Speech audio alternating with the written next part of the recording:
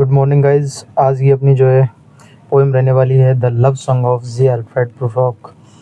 ये जो है पोएम है टी.एस. एलियट की।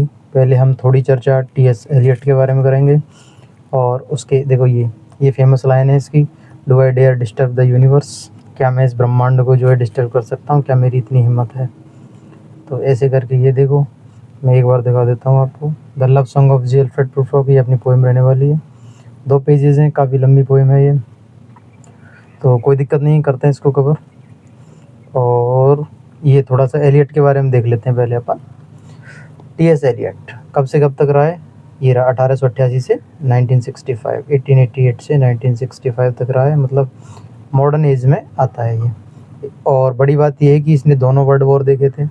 एक तो जो है देखो, आपको पता रहना चाहिए कि एक तो हुआ था 1914 से 1918 तक वर्ल्ड वॉर हुआ था, और एक हुआ था 1935 से 1945 तक। ये फर्स्ट वर्ल्ड वॉर है और ये सेकंड वर्ल्ड वॉर है। मज़े की बात ये है कि यहाँ से यहाँ तक इसने दोनों देखे हैं। इस वर्ल्ड वॉर के बाद ये अपनी एक बहुत ही शानदार पोएम लेके आए थे, द वेस्टलैंड।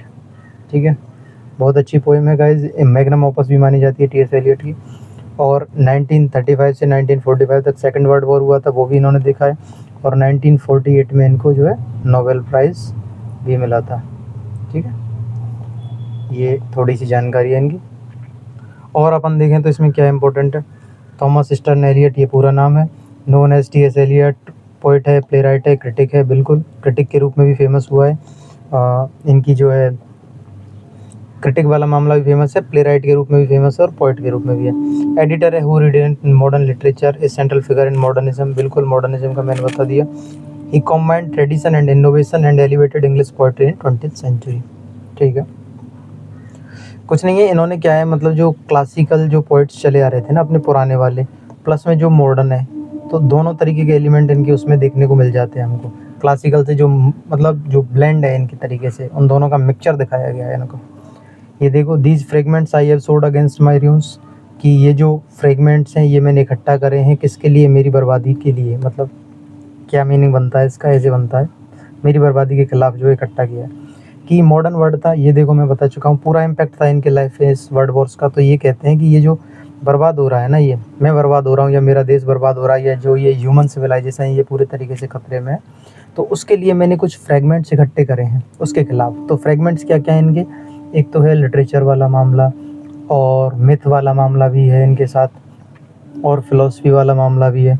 तो इस तरीके की सारी चीज़ें इन्होंने इकट्ठी की हैं, मतलब इनको जाना है, समझा है किसके खिलाफ? ये जो मॉडर्न वर्ल्ड में जो ये चल रहा है ना, ये वर्ल्ड वॉर, इनके खिलाफ, इनके अगेंस्ट, मतलब ये जो बर्बाद हो रहे हैं इनसे बचने के लिए या इनसे खुद को निजात दिलाने के लिए इन्होंने इनका सहारा लिया, लिटरेचर का, मिथ का, फिलॉसफी का।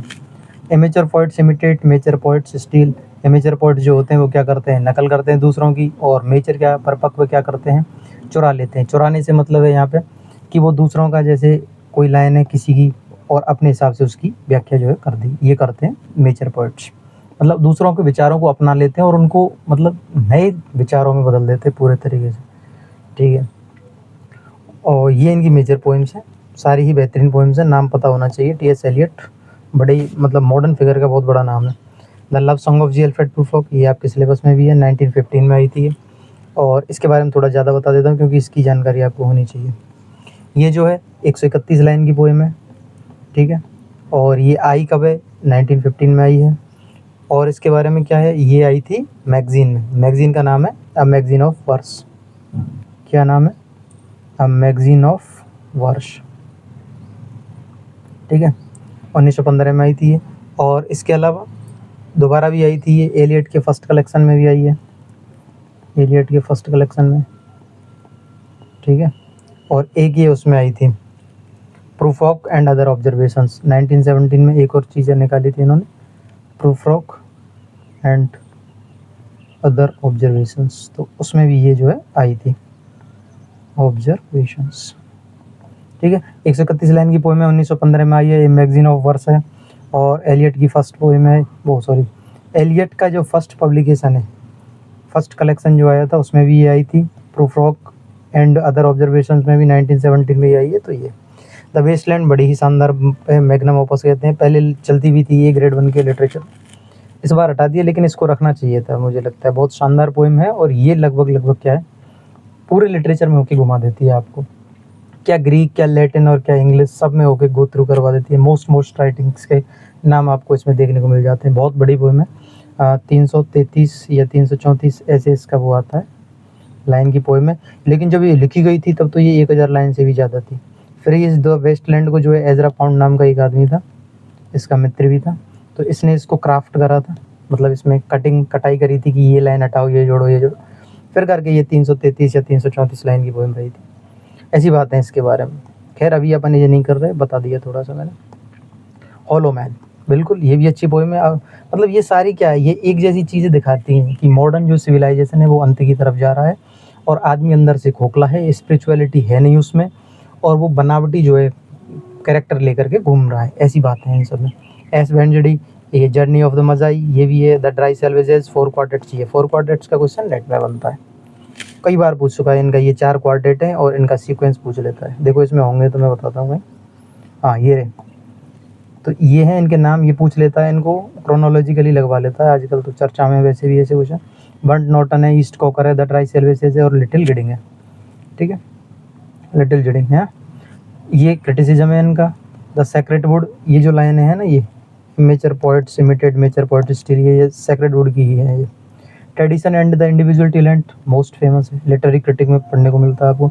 After strange gods, the use of poetry and the use of criticism, notes towards the definition of culture. इस तरीके की क्रिटिसिज्म अभी मैं पढ़ा नहीं रहा हूँ, इसलिए एक बार को बता दिया। ठीक है, ड्रामाज भी खूब फेमस हुए हैं। स्विनी एगोनिस्ट, मर्डर इन कैथेड्रल, ये विशेष रूप से ये मर्डर इन कैथेड्रल वाला स्विनी एगोनिस्ट भी फेमस है। The family reunion, the cocktail party, चारों ही बेहतरीन ड्रामा है। और क्या है इसमें, और तो इसमें कुछ लग नहीं रहा मुझे। ये हो गया, लाइफ स्पेन हो गया। मेजर थीम्स तो तुम खुद ही कर लेना, और वैसे मैंने बोला है वो यही है। देखो, spirituality, redemption, traditional culture, universal human experience, time, eternity, इस तरीके की बातें आती हैं। इस कंट्रीब्यूशन टू द लिटरेचर, इतना बताने के बाद भी अगर कंट्रीब्यूशन बताने की ज़रूरत है तो मुझे लगता है कि ये मैंने कंट्रीब्यूशन ही तो बताया इतनी देर से, और क्या बताया है, देख लो ये भी। Renewed and revived English poetry in 20th century, बिल्कुल मैं बता रहा था, क्लासिकल को और मॉडर्न को जोड़ दिया है, ब्रिज किया गया। Bridged classical tradition and modern sensibility, elevated literary criticism to an art form, influence generations of writers, बिल्कुल बहुत प्रभावित हैं लोग एलियट से। नोबेल प्राइज, ये भी बता दिया मैंने पहले। T S. Eliot gave modern literature its conscience, its complexity and its enduring voice. Okay, अपना काम जो है इस पर है, इसकी मैं बता चुका हूँ, 1915 में आई थी, 131 लाइन की पोएम है।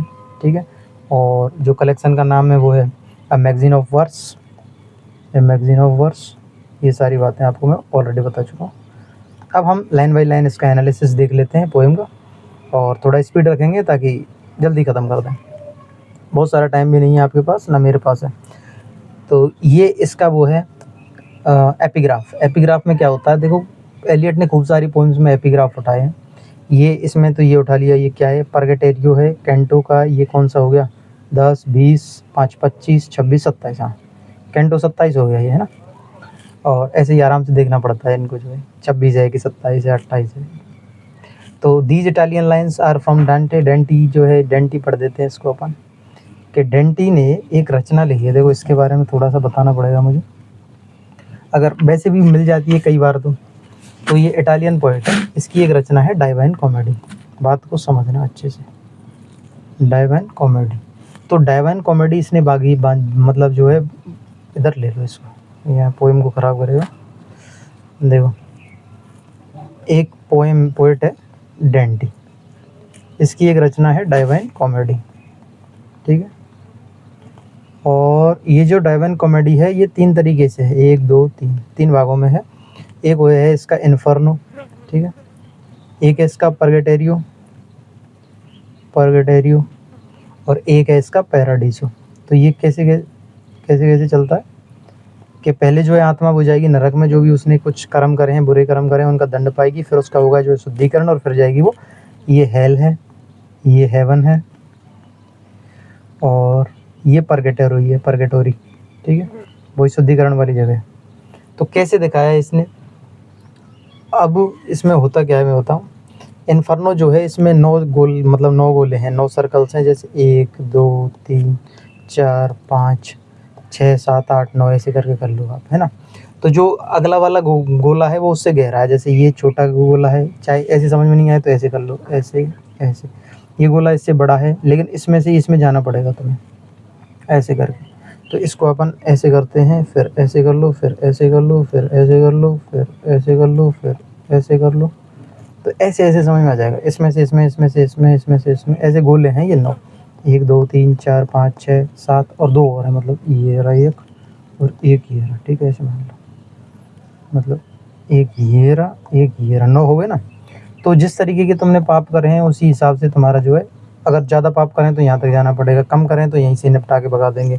चले चल तेरा काम हो गया इधर से। और महापापी है तो यहाँ तक आ जाएगा। ऐसे चलते हैं इसमें। 9 सर्कल हैं और आगे अगले वाला जो सर्कल है वो पहले वाले सर्कल से बड़ा और गहरा होता है। ठीक है, 9वें सर्कल को जो है पर्डिशन बोलते हैं। इसका नाम है विशेष, याद नहीं रखना है, ऐसे ही बता रहा हूँ। पर्डिशन बोलते हैं इसको। ठीक है, और TION ये ऐसे है, PERDITION पर्डिशन। ठीक है, तो इसमें क्या होता है, इसमें इसी हिसाब से सजाएं जो है दी जाती हैं लोगों को। और अब ऐसे ऐसे ही जो है परगेटोरी है, ये परगेटोरी जो परगेटेरियो में बता रहा था ना, इसमें है अपने 7 लेवल का चक्कर। इसमें ऐसे है 1 2 3 4 5 6 7, इसकी आकृति कुछ ऐसे है। इसमें होता है शुद्धिकरण। ठीक है, और ये पर्वत टाइप है। जैसे अब इसको ऐसे भी समझ सकते हो तुम, ऐसे ये 7 ही है, 1 2 3 4 5 6 और 7। और इसमें भी जिस लेवल के पाप हैं उसी हिसाब से उसी पर्वत पे जो है वो होगा, है ना। 7 प्रकार के पाप बताए गए। 7वें लेवल पे इसमें बैठी है बीट्राइस। ये 2 पात्र हैं, बीट्राइस है और एक और है वर्जिल।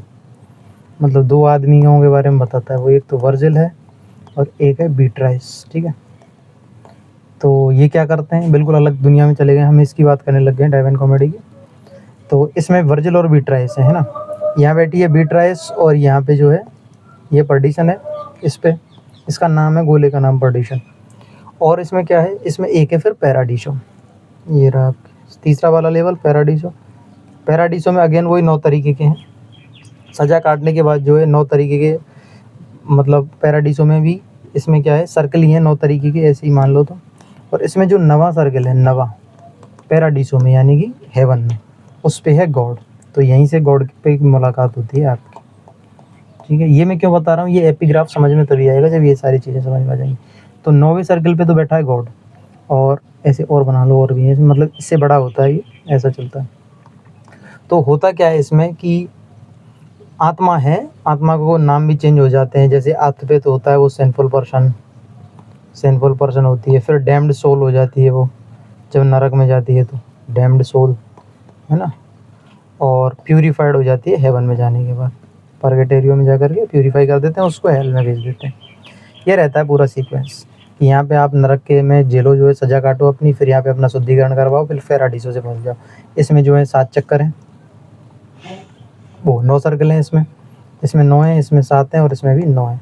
9वें पे बैठा है गॉड। इसमें 9वें का नाम पर्डिशन है। ये मैंने बताया, कुछ ज़्यादा कुछ बताया नहीं है। ठीक है, तो इसमें जो है कि जैसे आप पाप करोगे उसी हिसाब से आपको दंड मिल जाएगा। मतलब ये 7 क्यों है पता है, क्योंकि इसमें 7 प्रकार के जो है ईसाई धर्म में, क्रिश्चियन थियोलॉजी में जो है ईसाई धर्म में वो बताए गए हैं 7 तरीके के पाप।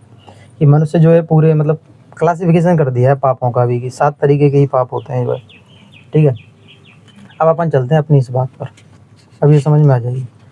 तो एक पात्र है, इसका नाम है,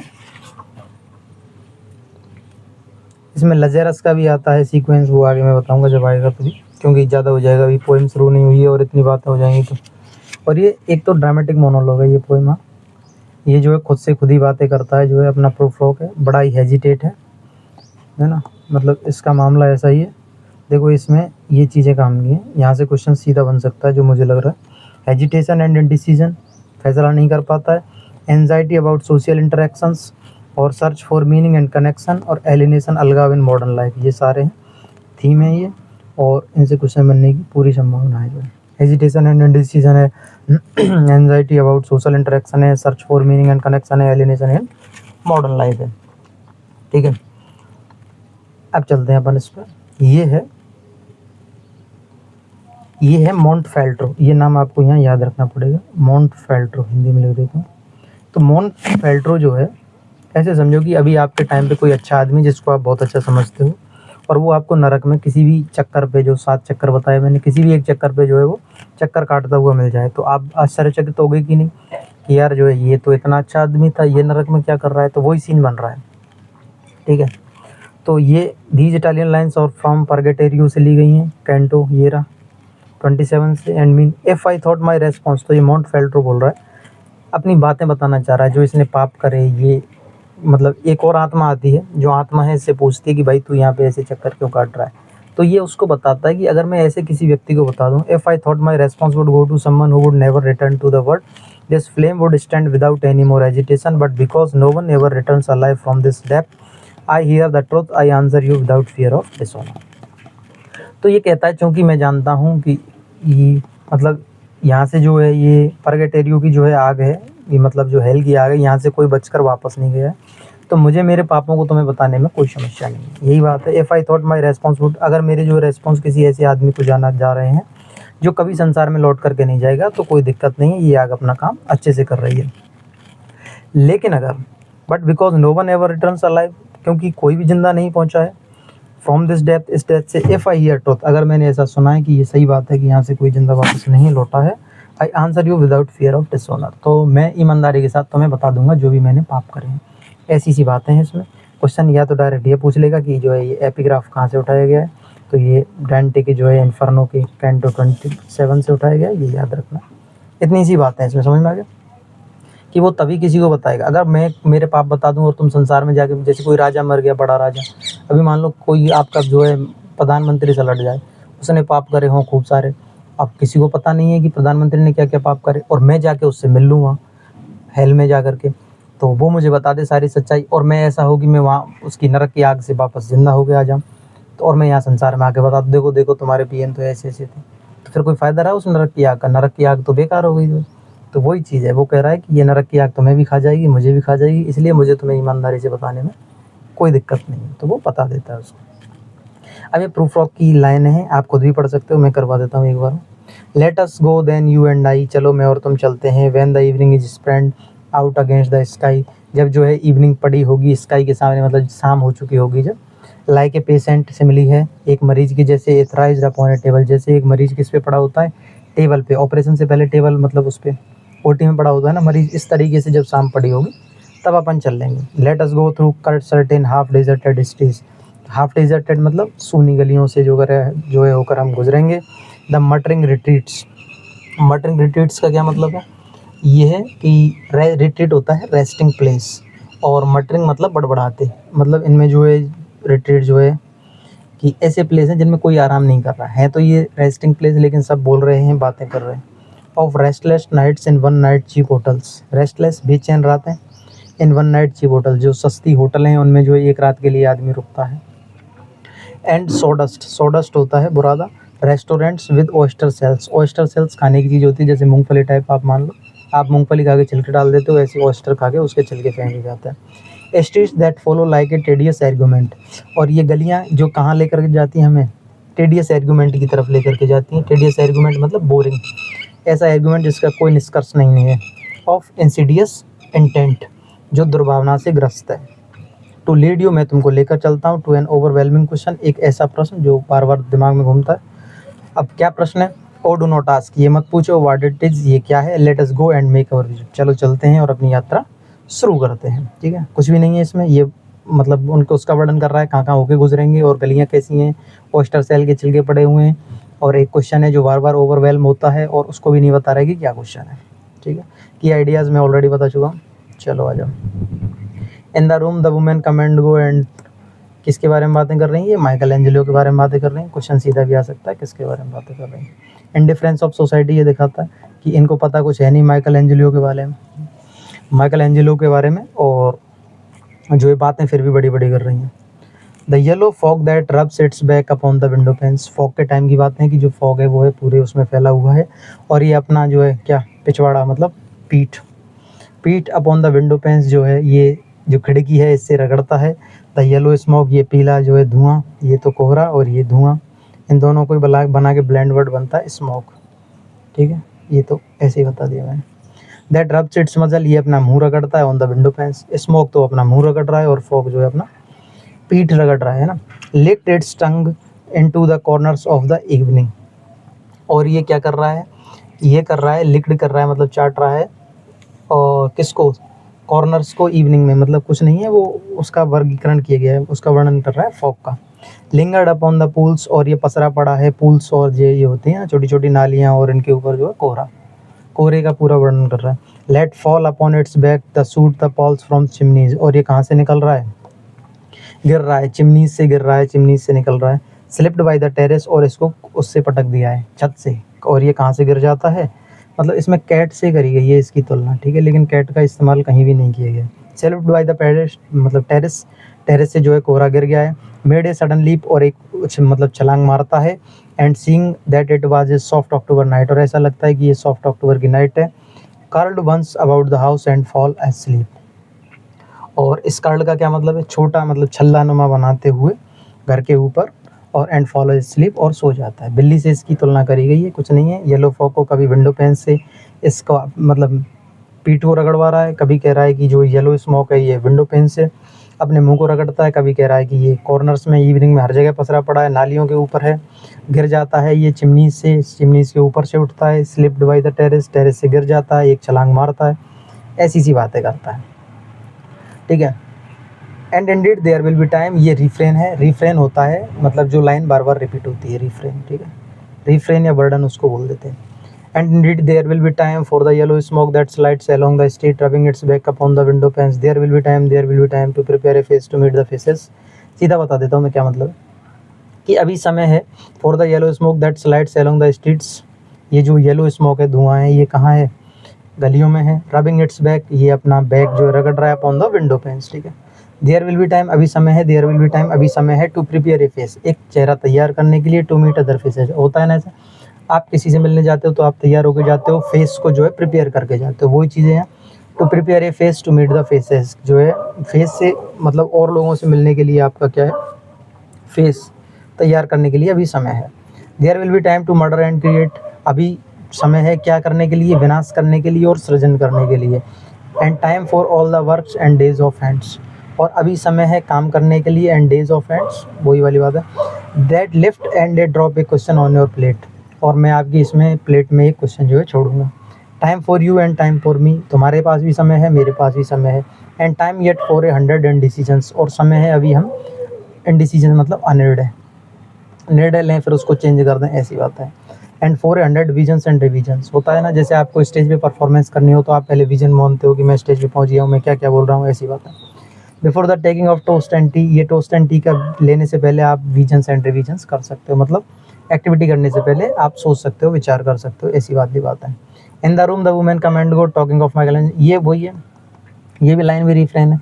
और इसमें ये है दिखावा दिखाया गया है, जो दिखावा ये है कि अभी जैसे मैं बात करता हूँ कि विराट कोहली ये है, विराट कोहली ऐसे चश्मा लगाता है, ऐसी पैंट पहनता है, जबकि मुझे विराट कोहली से कोई डायरेक्टली लेना देना नहीं है। सिंपल सा काम ये, वो अपने कंट्री के लिए खेलता है और कंट्री के लिए ही मैं उससे जुड़ा हूँ, या फिर एक्स वाई जेड, देखो मुझे तो क्रिकेट में कोई इंटरेस्ट है नहीं भाई, वो अपना काम कर रहे हैं सिंपली, आप भी अपना काम करो सिंपली, ठीक है ना। किसी की भी मतलब फेम में या किसी की भी पोस्ट में, पता नहीं, मैं तो देखता हूँ पोस्ट में इतनी भर देते हैं, भाई तुम्हारे खाने के लिए देने आ रहे हैं क्या ये लोग, नहीं आ रहे। और फिर तुम्हारे देश के लिए क्या है, वो अपना गेम खेल रहे हैं बस। किसी भी क्रिकेटर को बता रहा हो जो आज नीट के पेपर के लीक के ऊपर बोल रहा हो, या कोई मतलब सोशल मीडिया पर ऐसे मुद्दे उठा रहा हो, कोई नहीं उठाता भाई, उनके पास पैसा है, वो जाकर के विदेशों में बस जाते हैं, रह लेते हैं, मज़े कर लेते हैं। उनके लिए देश का इतना ही है, खाना कमाना और चले जाना बस। तो इसलिए अंधभगत ना बने, मैं तो यही कहूँगा, काम करें अपना। Themes and decision, fear of social judgement, the passage of time, alienation, ये समय की बात करी गई है, अलगाव दिखाया गया है। सर्च फॉर मीनिंग, कोई मीनिंग है नहीं इसमें। ये माइकल एंजेलो के बारे में बातें करते हैं, लेकिन ये खुद नहीं जानती माइकल एंजेलो क्या मामला है पूरा, ठीक है। And indeed there will be time to wonder, do I dare and do I dare, time to turn back and descend the stair. अब ये वही वाली बात कह रहा है कि अभी समय है, और डू आई डेयर, क्या मैं, मेरे अंदर हिम्मत है, मतलब मैं क्या कह रहा हूँ, ये क्या करता है पता है, प्रूफ रॉक है, ये प्रपोज करना चाह रहा है एक महिला को, महिला इसको कोई अच्छी लगती है, तो ये क्या है, बोल नहीं पा रहा है, इसको डर है। और बोल क्यों नहीं पा रहा है, बोल ना बोल पाने के पीछे इसके अपने रीजंस हैं। रीजंस ये है कि ये तो है भाई टकला आदमी है, इसके बाल उड़ गए हैं, तो इसलिए इसको लगता है कि महिला मुझको पसंद नहीं करेगी, तो मैं उससे नहीं बोल पा रहा। दूसरा ये है कमज़ोर, इसकी जो हेल्थ है वो बड़ी बकवास है, हेल्थ के मामले में भी बेचारे पिछड़ गए हैं, तो हेल्थ बिछड़ गई है इसीलिए भी ये वो नहीं कर पा रहा है, ठीक है। प्रूफ लॉक हो गया महिला के। और अब इसमें क्या हो रहा है, and indeed there will be time to wonder do I dare, time to turn back, वापस चला जाता है सीढ़ियों से उतर, मतलब कोई रेस्टोरेंट है वो, ये वहाँ जा कर के बैठता है, वहीं पे वो महिलाएं आती हैं, वो माइकल एंजेलो के बारे में बातें करती हैं, ये वहाँ बैठा बैठा उनकी बातें सुनता है, उनको देखता है। अब ये कह रहा है time to turn back and descend the stair, कि जब मैं इन सीढ़ियों से उतर करके वापस जाऊँगा तो बाल्ड स्पॉट, मतलब ऐसे होता है ना सर, तो सबसे पहले बाल ऊपर से उड़ते हैं जो है, तो वो बाल्ड स्पॉट उसी चीज़ को बताया गया है इसमें। With a bald spot in the middle of my year, तो मेरे पीछे से वो क्या देख लें, कितना सोच रहा है बंदा, पता नहीं वो कोई दूसरा आदमी उसको देखेगा नहीं देखेगा, लेकिन वो सेल्फ जज बना हुआ है, खुद ही सोच रहा है सारी बातें। Time to turn back and descend the stair with a bald spot in the middle of my hair, they will say how his hair is growing thin. ये कह रहा है कि जब मैं जाऊँगा सीढ़ियों से उतर के तो मेरे पीछे जो है ये सर दिखेगा, तो वो बोलेंगे कि इसके बाल कितने पतले हो गए हैं, जबकि वो इसको देख भी नहीं रही, इग्नोर मार रही है ना। और कहाँ था मैं, ये रहा, माई मॉर्निंग कोट, मैं अपना मॉर्निंग कोट पहनूंगा, my collar mounting firmly to the chin, और जो है कॉलर को ठीक करूँगा ठोड़ी तक, मतलब यहाँ चिन तक। My neck tie rich and modest but accepted by a simple pen, इसने जो नेक टाई लगाई हुई है महंगी है नेक टाई तो, लेकिन जो पेन है जिससे उसको जोड़ रखा है वो बड़ी सिंपल है, तो इसको लगता है कि वो मुझे नोटिस करेंगे, मेरी पेन को नोटिस करेंगे, मेरे कोट को, मेरे सर को, मेरे बाल नहीं है उस बाल्ड स्पॉट को, ऐसा इसका खुद का मत है। वो क्या करती हैं ऐसा कुछ बताया नहीं गया। दे विल से, वो कहेंगी, but how is arms and legs are thin, वो कहेंगी कि इसके हाथ पैर कितने पतले हैं, ठीक है। Do I dare disturb the universe, क्या मैं इस संसार को डिस्टर्ब कर सकता हूँ, नहीं कर सकता।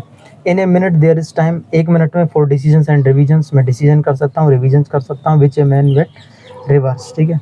सेंट्रल क्वेश्चन है यही है, यही है central question of proof of anxiety. Do I dare disturb the universe, universe जैसा चल रहा है उसको चलने दो, मैं उसको मतलब प्रपोज करके या बोल के उसको डिस्टर्ब नहीं कर सकता, ऐसी बातें करता है। For I have known them all already known for them, क्योंकि मैं उन सबको जानता हूँ, बहुत दिनों से आ रहा है। Have known the evenings, evenings को जानता हूँ, मॉर्निंग्स को, आफ्टरनून्स को, ठीक है। I have measured out my life with coffee spawns, ये मोस्ट फेमस लाइन है इसकी। ये मतलब डल एक्टिविटी को दिखा रही है उस टाइम की को, कि मैंने अपना जो है सारा जीवन किस में नाप दिया, इन कॉफ़ी स्पॉन्स में। वहाँ आता है, लड़कियों को देखता है, महिलाओं को देखता है और कॉफ़ी पी के चला जाता है। I know the voices dying with a dying fall, मैं उन मतलब अंदर से मर रहा हूँ या फिर उनको जानता हूँ, उन आवाज़ों को जानता हूँ जो धीरे धीरे ख़त्म होती जाती हैं।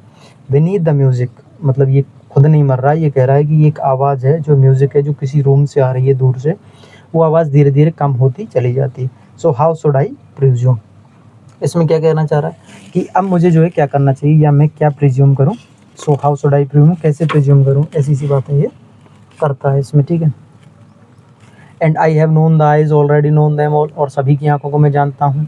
The eyes that fix you in A formulated phrase, ये आइज की बात करेगी सोसाइटी के लिए।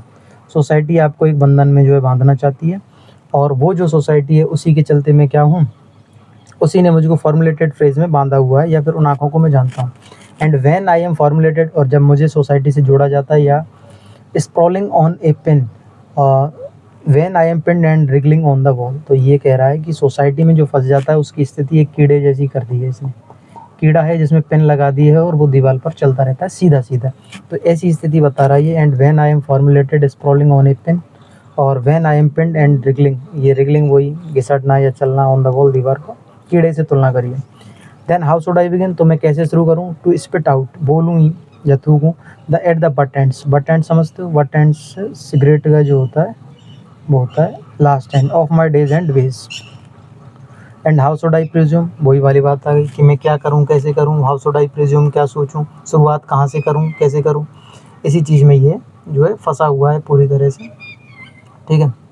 आगे चलते हैं। ये इमेजरी येलो फॉग को दिखाया गया, मैं कह रहा था कैट से कंपैरिजन किया गया। एलिट्रेशन, रब सेट्स बैक, रिपीटिशन ये खुद पढ़ लेना। Metaphor, evening is spread against इसका। येलो फॉग, ये वाली बातें हो गई, ठीक है। एक पेज अपन कर चुके हैं इसका, एक और रह गया थोड़ा सा, अभी इसको भी खत्म करते हैं। And I have known the arms already, और मैं उन बाहों को जानता हूँ। नोन देम द, उन सभी को। आर्म्स दैट आर ब्रेसलेटेड, जिन्होंने क्या पहने हुए हैं, ब्रासलेट पहने हुए हैं या खुद को जो है सुंदर बनाया हुआ है। वाइट एंड बेयर, जो क्या हैं, गोरी बाहें हैं और नंगी बाहें हैं, मतलब स्लीवलेस हैं एक तरीके से। But in the lamp light, और लैम्प लाइट में down with lights brown hair, क्या हो रहा है, उनके जो है बाहों पे जो है भूरे बाल, मतलब हाथों पे छोटे छोटे होते हैं ना रंध्र, वो जो है चमक रहे हैं। Is it perfume from a dress, क्या ये किसी परफ्यूम की खुशबू है जो ये मतलब महसूस कर पा रहा है। That makes me so digress, जिसने मुझे क्या कर दिया है, इतना डाइग्रेस कर दिया है और मतलब भटका दिया है, ठीक है। Arms that lie along A table, table पर कोहनी रख के बैठ जाते हैं, उस तरह की बात है। और रैप अबाउट ए सेल, मतलब शॉल ओढ़ी हुई है, मतलब बाहें स्लीवलेस हैं, वो दिख रही हैं, कुछ बर्डन कर रहा है महिलाओं को। And should I then presume, and should I begin, क्या मुझे शुरू करना चाहिए, मतलब वो ये हेजिटेशन, देखो ये पहली बार में ही बता दिया था मैंने। हेजिटेशन एंड इंडिसीजन, डिसीजन ले नहीं पा रहा है, देखता है, नोटिस करता है, चला जाता है, फिर खुद को देख लेता है कि यार मैं कहाँ इतना सूखा डंडा टकला आदमी और कहाँ ये इतनी गोरी चिट्टी बाहें, तो ये मुझे नहीं मिल सकती, तो मैं इनको प्रपोज नहीं करता हूँ, ऐसी बात है। सेल आई से, क्या मुझे कहना चाहिए, I have gone at dusk through narrow streets, और मैं कहाँ से जाता हूँ, वापस चला जाता है अब शाम को, और डस्क का टाइम है, गलियों से। एंड वॉच्ड, और देखता हूँ, the smoke that rises from the pipes, और उस धुएं को जो कहाँ से उठ रहा है, पाइप से, यानी सिगरेट से उठ रहा है। ऑफ लोनली मैन, अकेले आदमी है, इन शर्ट स्लीव्स, जो स्लीव शर्टें हैं, मतलब शर्ट मुड़ी हुई है उनकी। लीनिंग आउट ऑफ विंडोज में, मतलब सिगरेट पीते हैं ना कई बार विंडो पे जा करके अपन, कि धुआं जो है बाहर निकल जाए, रूम में नहीं रुके, तो उसी सीन का वर्णन जो है ये कर रहा है। I should have been a pair of ragged claws, और ये क्या कहना चाह रहा है इसमें, ये कहना चाह रहा है कि मैं अपनी तुलना, देखो किससे कर रहा है, पहले कीड़े से कर रहा था, अब रैग्ड क्लॉज जो है ये भी क्या है, गंदा वो होता है, ये गंदे पंजों वाला केकड़ा होता है ये, केकड़ा, ragged claws. I should have been a pair of ragged claws, कि मुझे मेरे क्या क्लॉज होने चाहिए थे केकड़े के जैसे। Scuttling across the floors of silent seas, जो क्या करता है, जो समुद्रों पर घूमता है, स्कटिंग करता है, समझ रहे हो, तेज़ी से चलता है जो है शांत समुद्र में। और ये है, ये ऐसी इसी वर्णन करता है, पहले कीड़े का, अब केकड़े का। एंड द आफ्टरनून, और दोपहर को, द इवनिंग स्लीप्स सो पीसफुली, और जो है इवनिंग बहुत शांति से सो जाती है। सूद्ड बाई ये लॉन्ग फिंगर्स, ये इसमें क्या कहना चाह रहा है, एक तो केकड़े से इसने खुद को क्या है, डिह्यूमनाइज कर दिया है इसने। होता है ना आदमी खुद को कभी कभी इतना असहाय और कमज़ोर समझने लग जाता है कि कुछ मत पूछो। कभी कभी कोई बोल देता है हमारी हालत कुत्तों जैसी है, तो भाई तुम्हारी हालत बिल्कुल कुत्तों जैसी नहीं है, तुम ह्यूमन हो और ह्यूमन जैसे ही रहो, ठीक है। At the afternoon, the evening sleep so peacefully smooth by long fingers, asleep tired or it maligners stretched on the full here beside you and me। you and me here beside, मतलब मैं और तुम यहीं हैं। Stretch on the floor, floor पे पड़े हुए हैं, एसील पे थके हुए हैं, सोए हुए हैं, और इस तरीके की ये बातें करता है, ठीक है। और ये इसमें क्या कहना चाह रहा है, should I after tea and cakes and ices have the strength to force the movement to its crisis. Should I, क्या मुझे करना चाहिए, tea and cakes and ices, ये वो ये खाने की चीज़ों का वर्णन कर रहा है। Have the strength to force, क्या ये मुझे ताकत देंगी, क्या इस संकट से मुक्त होने के लिए मुझे जो है, ये क्राइसिस, इस संकट से मुक्त होने के लिए मुझे ताकत मिलेगी किससे, टी से और इनसे, ऐसी चीज़ें करता है, ठीक है। मैलिग्नर्स होता है बहानेबाजी, कहाँ गया वो, ये रहा मैलिग्नर्स, एंटाइड और इट मैलिग्नर्स, इस तरीके की बातें इसमें जो है करता है। अब आगे ये क्या कहना चाह रहा है, but though I have wept and fasted, wept and prayed, though I have seen my head grown slightly bald brought in up to a platter. अब इसमें भी जो है ये लज़ेरस का वर्गीकरण करता है। लज़ेरस एक आदमी है जिसको जो है ईसा मसीह, मतलब जीसस, उसको वापस से जिंदा कर देता है ना। और इस लज़ेरस का जो है पूरा डिफरेंस बताऊँ क्या, लास्ट में बता दूंगा मैं, लेकिन अभी ये बात याद रख लो आप। एक तो ये है, ये अपनी तुलना किससे कर रहा है, मतलब एक तो इसने जो है रेफरेंस लिया है इसका, तो I have seen my head grown slightly bald brought into upon a platter, कि इसका जो है सर काट के ला दिया जाता है। होता क्या है कि एक पादरी होता है और एक राजा होता है, तो वो राजा जो है अपनी भाभी, मतलब भाभी से जो है शादी कर लेता है, उस भाभी की एक बेटी भी होती है, तो उसकी शादी हो जाती है, पता नहीं ज़बरदस्ती करता है कैसे करता है वो मुझको नहीं पता, और इतना ही संदर्भ आता है कि जो शादी कर लेता है और एक पादरी है वो उनकी शादी को इलीगल बता देता है। क्या कहता है कि इनकी जो है शादी इलीगल है, तो राजा तो रहता है वो उस टाइम पे, तो वो हो जाता है गुस्सा कि यार हमारी शादी को जो है इलीगल बताया जा रहा है।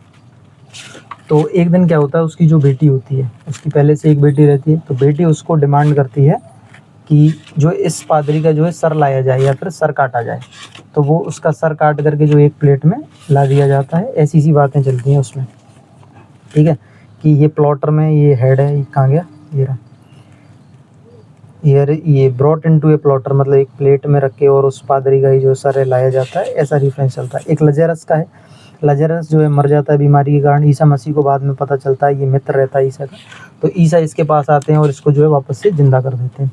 ऐसी बातें जो है इसमें चलती हैं पूरे तरीके से, ठीक है। और आई एम नो प्रॉफिट, मैं प्रॉफिट नहीं हूँ। ये जॉन द बैप्टिस्ट का हेड था, इसका नाम अगर मैं बताऊँ तो कि होता क्या है, मैं देखो यहाँ बता देता हूँ कि ये जो पादरी है ना, पादरी, इसका नाम है पादरी का जॉन द बैप्टिस्ट। तो जॉन द बैप्टिस्ट जो है इनकी शादी को इलीगल बता देता है कि इनकी जो है शादी लीगल नहीं है। तो उसी चक्कर में जो है राजा रहता है हेरोड। राजा कौन सा है? हेरोड। हेरोड किंग है और इसकी हेरोडेस क्वीन है, जो है हेरोडियस क्वीन है। और इनकी एक बेटी है सलोमी, मतलब इसके पहले से ही रहती है बेटी, तो ये बाद में इससे शादी कर लेता है। तो ये जो है जॉन द बैप्टिस्ट को जो है मार दिया जाता है। इस पे कई तरीके के जो आरोप लगाए जाते हैं और अपने देश के भी हालात कुछ ऐसे ऐसे ही चल रहे हैं। जो कुछ सच्चाई को बोलता है, जो कुछ सच्चाई को सपोर्ट करता है, उसको ये जॉन द बैप्टिस्ट की सी हालत कर रखी है। एक तरफा मामला चल रहा है पूरा, ठीक है। चलो आगे चलते हैं। और इसको जो है काट करके इसका सर ला दिया जाता है। ये जॉन द बैप्टिस्ट वाला जो है। और लजरस जो है ये रिसरेक्शन मैन है। रिसरेक्शन मैन जिसको ईसा जो है वापस से आके जीवित करते हैं, ठीक है। ये दो बातें मैंने आपको बता दी हैं वापस से। अपन अपनी पोएम पूरी कर लेते हैं फिर। कहाँ गया? ये रहा, थोड़ी सी और है। And would it have been worth it after all, क्या ये मतलब सही इस्तेमाल होगा या पूरे तरीके से जो है वर्थ होगा। After the cups the marmalade the T, मतलब इस तरीके से चाय पीना, और ये कोई यूज़ में तो आ नहीं रहा है, चाय पी के चला जाता है बेचारा बस, ठीक है। थोड़ा सा मुझे लग रहा रह गया यहाँ, ये रह गया। आई एम नो प्रॉफिट, मैं कोई भविष्यवक्ता नहीं हूँ। And here is no great matter, और यहाँ कोई मामला भी नहीं है ऐसा। I have seen the movement of my greatness flicker, मैंने जो है इस क्षण को फड़फड़ाते हुए देखा है। And I have seen the eternal footman hold my, क्या है ये, होल्ड माई कोट, और मैंने जो है एटर्नल फुटमैन को मेरा कोट पकड़े हुए देखा है। एंड स्नीकर, और मेरे स्नीकर को। एंड इन शॉर्ट, और शॉर्ट में आई वॉज अफ्रेड, मैं भयभीत हूँ, मतलब वही बात आ रही है। हेजिटेशन और इंडिसीजन, कुछ बोल नहीं पा रहा है। ये डिफरेंट जो है रेफरेंसेस दे रहा है अपने, कर कुछ पा नहीं रहा है। And would it have been worth it after all, और क्या ये पूरा सही होगा इस तरीके से करना। After the cups the marmalade the tea among the porcelain among some talk of you and me, मतलब खुद से खुद में बातें करता रहता है, कोई वैल्यू है नहीं इसकी, ठीक है। और मार्मलेड, और ये मार्मलेड होता है मुरब्बा, हिंदी अगर मैं बताऊँ तो मार्मलेड क्या होता है? मुरब्बा होता है। Among the porcelain among some talk of you and me, would it have been worth while to have bitten off the matter universe into a ball. देखो ये है यहाँ पे यूनिवर्स इनटू ए बॉल, यहाँ एक पोएम चलती है अपनी टू हिज कॉय मिस्ट्रेस, उसका जो है ये उसमें आती हैं ऐसी बात same. Would it have been worth while, क्या ये वही है रिफ्रेन बार बार। To have bitten off the matter with a smile, क्या इस मतलब मैटर को जो है, इस बिटन ऑफ मैटर जो है, ये बेकार सा मैटर जो है, इसको छोड़ देना स्माइल के साथ, ये ठीक है। To have squeezed the universe into a ball, पूरा जो है इसी तरीके की using. I have measured the life of in tea cups and spoons, तो to roll it towards overwhelming question, वही क्वेश्चन प्रपोज करूँ नहीं करूँ क्या करूँ। टू से आई एम लजेरस, ये आ गया लजेरस वाला। कम फ्रॉम द डेड, क्या मैं लजेरस हूँ कि जो रिसरेक्शन मैन है जिसको ईसा दोबारा से जीवित करता है। Come back to tell you, I shall tell you, वापस आऊँगा मैं तुमको बताऊँगा। If one sitting a pillow by your head, होता क्या है कि ये जो है ना अपने ये लजेरस जो है, लजेरस दुनिया में पूरे में हेवन और हेल के बारे में बताता है, क्योंकि ये मर चुका होता है और 4 दिन बाद इसको जो है जीवित किया जाता है। तो ये वही कह रहा है कि क्या मैं लजेरस हूँ क्या, जो तुम वापस आऊँगा और तुमको बताऊँगा, क्योंकि इसने स्वर्ग नरक देख लिए थे, मर गया था, फिर ईसा ने बुलाया आओ तुम जिंदे हो जाओ। Should say this is not what I mean at all, this is not it at all, ये वो नहीं है जो मैं कहना चाहता हूँ। If one setting a pillow by your head, अगर मैं उसके पास मतलब उसकी बिलव्ड है उसका तकिया सेट कर पाऊँ। और इमोशनल वैक्यूम दिखाया गया है इसमें, छोटी छोटी कल्पनाएं कर रहा है। And would it have been worth it after all, क्या ये है मतलब करना उचित होगा, क्या ये वर्थ वाइल होगा। Would it have been worth while after the sunset, जब सूर्य अस्त हो जाता है। And the dooryards and the sprinkled street, मतलब जब सूर्यास्त हो जाता है उसके बाद की एक्टिविटी है। After the novels after the T cups T चाय पीने के बाद, नोवेल्स पढ़ने के बाद। After the skirts that trail along the floor and this and so much more, it is impossible to say just I what I mean, मतलब कुल मिला के ये सब तो बातें घुमाने वाली, बोल नहीं पा रहा है कुछ भी। ये कह रहा है मुझसे तो कहा नहीं जाए और कोई जाके उसे ये बताए। एक गाना है, तुम सुन लेना यूट्यूब पे, नज़रें तेरी नज़रें करके। तो वही है कि मुझसे तो कहा नहीं जा रहा, जो है कोई जाके उसको ये बता दे अब ये सनसेट है और ये स्कर्ट है, ट्रेल है, लॉन्ग फ्लोर, ये सब बकवास बातें हैं जो ये इधर उधर घुमा रहा है।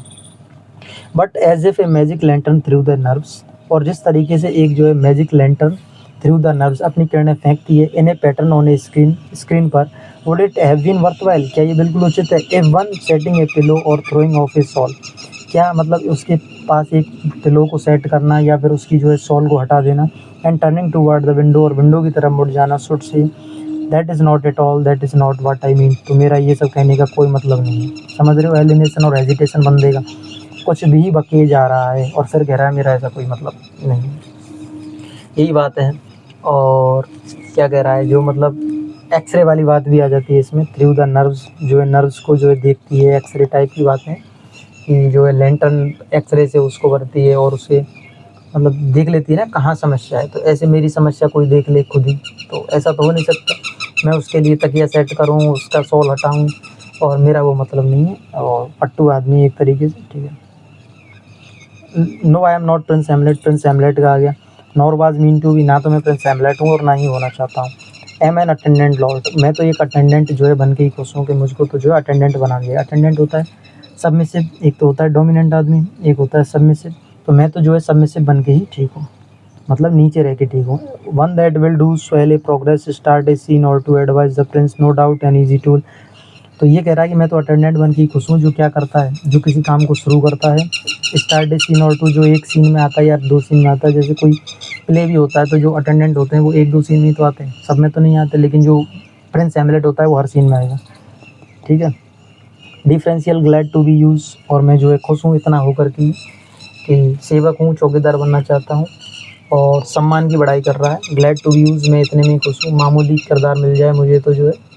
और politic कॉसस and meticulous, politic कॉसस and meticulous, meticulous जो है होता है सूक्ष्म काम, छोटे छोटे काम कर लूँगा मैं।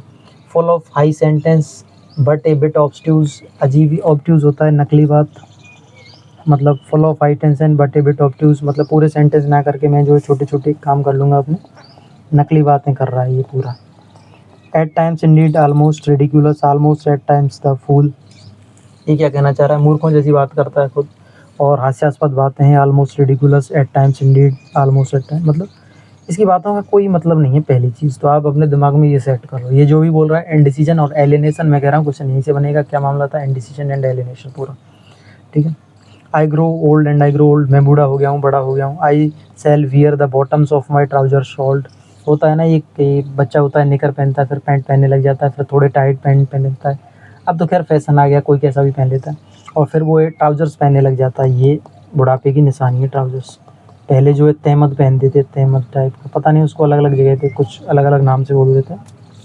Cell I part of my hair behind, do I dare to eat a peach, क्या कहना चाह रहा है इसमें, पीच होता है आड़ू का फल या नकली फल। Shall I part my hair behind, क्या मुझे जो है मतलब मेरे बाल जो है ये बाल्ड स्पॉट है उसकी बात कर रहा है। Do I dare to eat a peach, क्या मुझे आड़ू का फल खाना चाहिए, पहाड़ी फल खाना चाहिए, या अपने बाल ऐसे उगते हुए भी उसको प्रपोज कर देना चाहिए। I shall wear white flannel trousers, मैं वाइट फ्लैनल ट्राउजर्स पहनता हूँ, and walk upon the beach, और बीच पर घूमता हूँ। I have heard the mermaid singing, मैं मरमेड्स को गाते हुए सुनता हूँ, ईच टू ईच, प्रत्येक को। I do not think that way they will sing, मुझे नहीं लगता कि वो मेरे लिए गाती होंगी। जब वहाँ इतनी जो है शामें बर्बाद करने के बाद, इतनी आफ्टरनून्स बर्बाद करने के बाद वो माइकल एंजेलो की बात करते हुई महिलाएं इसकी तरफ ध्यान नहीं देती हैं, तो ये मरमेड तो क्या ही ध्यान देंगे। मुझे नहीं लगता कि वो मेरे लिए गाती होंगी, वो मेरे लिए नहीं गाती।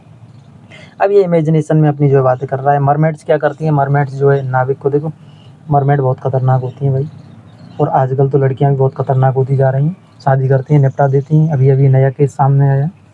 तो I have seen them riding seaward the on the waves, combining the white hair of the waves blown back. ये मरमेड क्या करती हैं, जैसे कोई नाविक है, ये आया भाई साहब अपना वो करने, अपने कोई मछली वछली पकड़ने आया, या कहीं दूर विदेश यात्रा में व्यापार करने जा रहा है, तो व्यापार करने ऐसे ही आते थे पहले लोग, दूर दूर जाते थे, तो उनको क्या है, ये उनके उसको पलट देती थी, उनको अपने साथ डुबो ले जाती थी, नीचे ले जाती थी मरमेड, क्योंकि वो तो सांस ले पाती है पानी में, आदमी नहीं ले पाता है, तो आदमी मर जाता है, तो ऐसे करती है मरमेड। तो यही कह रहा है ये पूरा, अब इमेजिनरी है ये, और ये चार्ल्स बॉडीलेयर से जो है सिम्बोलिज्म वाला पूरा मामला है, चार्ल्स बॉडीलेयर से जो है ये प्रेरित है, ठीक है। ये चार्ल्स बॉडीलेयर बहुत बड़ा राइटर हुआ है इसके लिए। मेजर लिटरेरी पीरियड्स की क्लासेस देखना आप, उसमें बताया हुआ है मैंने। I have seen them riding seaward on the waves, combining the white air of the waves blown back. When the wind blows the water white and black, we have lingered in the chambers of the sea by seagulls wreathed with seaweed red and brown, till human voices wake us and we drown. तो कुछ नहीं है, dreaming imagery है और ये डूब जाएगा। होता क्या है, जल परियों इसको लगता है कि ये आकर्षक गाना है, मेरे लिए तो नहीं गा रही हैं, ये बोलता भी है। तो होता है ये क्या है, समुद्र की जो उथल-पुथल। आई have seen them riding seaward on the waves, मैं उनको राइड करते हुए देखता हूँ सीवर्ड पे। Combining the white hair of the waves blown back, जो ये लहरें उठ रही हैं, लहरें नीचे जा रही हैं और वाइट एयर की भी कोई दिक्कत नहीं है। व्हेन द वाइंड ब्लोज, जब हवा बहती है, the water white and black, तो ये काला सफ़ेद पानी बताया है। और we have lingered in the chambers of the sea, तो समुद्र के अंदर चैम्बर बता रहा है कि हम जो है, मैं मरमेड्स के साथ उन चैम्बर्स में चला जाता हूँ। By seagulls reed with so seaweed red and brown, तो सी वीड मतलब जो समुद्र की जो वनस्पति टाइप की जो है, तो उसको देखता है वो। समुद्र की लाल ब्राउन मालाएं, सीवीड मालाएं, लाल ब्राउन जो मालाएं हैं उनको देखता है। और टिल ह्यूमन वॉइसेस वेक अस, जब तक कि जो है कोई मनुष्य की आवाज़ हमको नहीं जगा देती है, वी ड्रोन, हम डूबे रहते हैं। मतलब एक तरीके से ड्रीमिंग इमेजरी है पूरी, कि मैं चैम्बर्स में जाता हूँ, वहाँ मालाएं देखता हूँ, रेड एंड ब्राउन, काला सफ़ेद पानी है, और जब तक कोई आदमी हमको आकर के नहीं जगाता, मतलब स्लीपिंग इमेजरी भी हो सकती है, सो रहा है ये।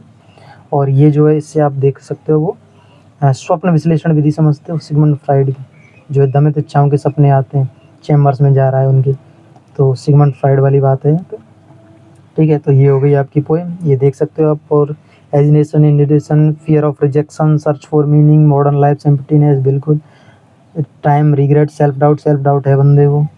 और red claws, silent seas, squeeze the universe into a ball, ये वही आ गया वो। कॉमिस्टेस वाला white hair of the waves, alliteration. Would it have been worthwhile, ये रिपीटिशन है, रिफ्रेन है। सिम्बोलिज्म, सी है, फॉग है, मरमेड है, फुटमैन है, इन सब की जो है। तो थीम्स बता दी मैंने, पोएम बता दी, सारा आपने कर लिया, टी एस एलियट भी जान लिया। थीम से अच्छा क्वेश्चन बनता है इसमें जो है, ठीक है। और चैनल सब्सक्राइब करना ना भूलें, अच्छी अच्छी पोएम्स हैं, अच्छे तरीके से करवाने की कोशिश कर रहा हूँ। और like, share, subscribe, thank you. आगे की बात अगली क्लास में, तब तक के लिए धन्यवाद। पढ़ते रहिए। और देखो, मैं तो यही कहूँगा, चाहे कैसे भी हालात हों, पढ़ाई बंद नहीं करनी चाहिए आपको। और कीप वर्किंग वाली बात चलती है, अच्छा हो रहा है तो भी कीप वर्किंग होना चाहिए, बुरा हो रहा है तो भी कीप वर्किंग होना चाहिए। खुद पे काम करो, तवज्जो से, तसल्ली से, आपको रिजल्ट ज़रूर मिलेंगे। हो सकता है थोड़ी देर हो जाए, लेकिन रिजल्ट मिलते ज़रूर हैं। आगे की बात अगली क्लास में, धन्यवाद।